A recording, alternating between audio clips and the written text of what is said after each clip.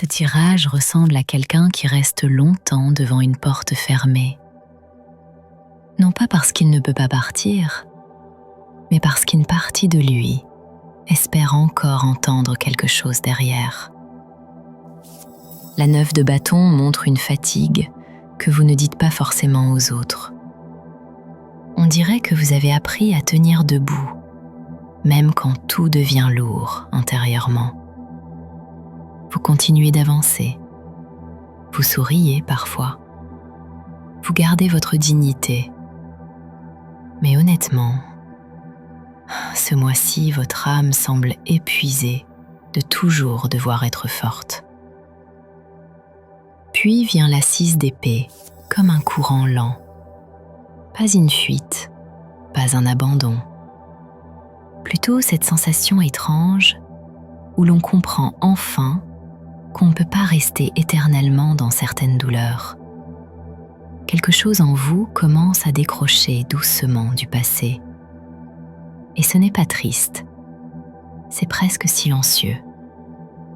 Comme lorsque la mer emporte lentement des traces de pas sur le sable.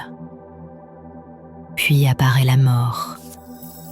Et là, le tirage devient profondément intime.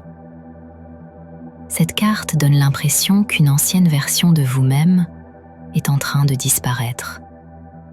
Pas celle que les autres voient, l'autre, celle qui attendait encore quelque chose, celle qui retenait certaines émotions malgré le temps, celle qui survivait dans des souvenirs devenus trop étroits pour votre cœur. La mort ne détruit pas ici, elle ouvre de l'espace. Et derrière ce vide, apparaît la 7 de coupe.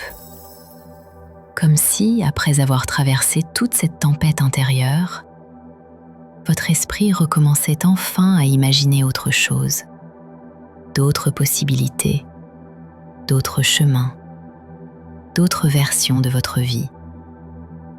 Mais cette carte vous demande aussi une chose importante. Ne confondez pas ce qui vous fait rêver avec ce qui vous nourrit réellement. Ce tirage donne l'impression que votre cœur est en train de quitter un ancien rivage émotionnel. Et même si tout n'est pas encore totalement clair, on dirait qu'une partie de vous recommence doucement à respirer autrement.